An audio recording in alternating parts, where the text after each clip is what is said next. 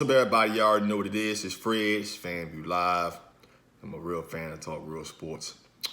Subject this morning is about NASCAR. Man, big props to Bubba Wallace, man, for the Black Lives Matter, vehicle with the I Can't Breathe shirt.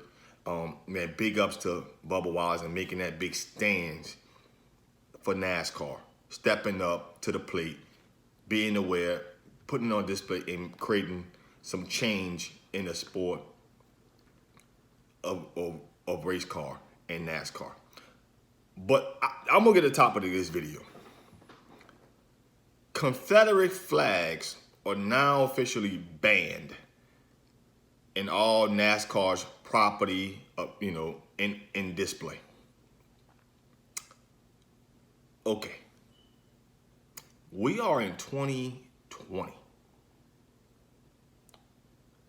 Last time I recall from my history books, the Confederates lost a war back in 1865. If my math is correct, thanks to some of my financial teachers, that's about 155 years.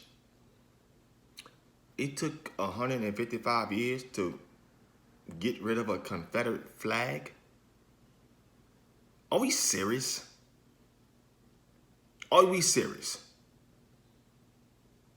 Like, 155 years. It took y'all that long. They lost. I can't put this into words. Like, they still making Confederate flags? They still got Confederate flags in circulation somewhere. I think a Confederate flag needs to be right next to King Tut and his tomb. They lost. I'm from New Orleans. I'm going to say it with my New Orleans voice. Man, they lost that war, you hear me? They lost. There should be no more Confederate flags nowhere in the United States in circulation. Down here in New Orleans, just to give y'all people a little brief history, we had a protest a few years back of Confederate monuments. We had about 4 of them. And people in New Orleans were really blowing my mind who people still wanted the monuments still up. Like, these people lost the war. There's no reason why they should have monuments of Confederate people. They lost. That's like going to Germany and saying, man, you seen a monument of Adolf Hitler. He lost. There's no need to have a monument of him anywhere around here. He lost the World War. Okay? Now, I'm constantly reminded by living in New Orleans, because some people don't even know who the Confederate president was, okay?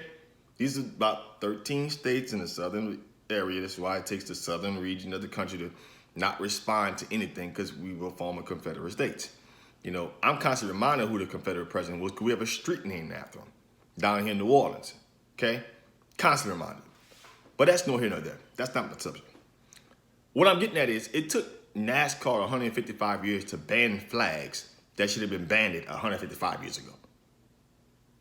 And wondering why Black Americans like myself don't pay attention to NASCAR, or you don't see Black American drivers. Y'all still got Confederate flags up. It just clicked that, oh, we in 2020, since we are in a time of, social injustice and, protesting and reform. You know what? As a sport, we ain't gonna get rid of these display of these flags and get rid of them all together. I think they should have been got rid of 155 years ago. When they lost the war, I think their flag should have went with them. Like, why do y'all still have these flags? Why did it take for the act of officers against George Floyd to realize that y'all need to get rid of Confederate flags? This makes no sense. I'm gonna repeat it. They lost. Okay? I don't want to see it. Matter of fact, I think countrywide, throughout the United States, I shouldn't see a Confederate flag anywhere. Shouldn't exist. Period. Nowhere. Not in sports. I don't think you should have one in your house. They lost. Let's move on. NASCAR, you're down bad, you're bad.com. Okay?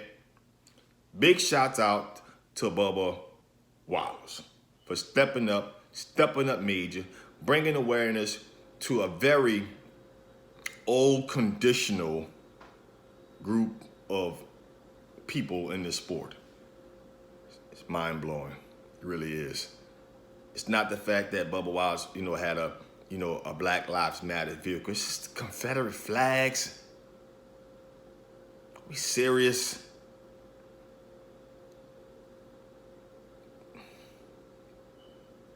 You're bad, NASCAR. You're bad.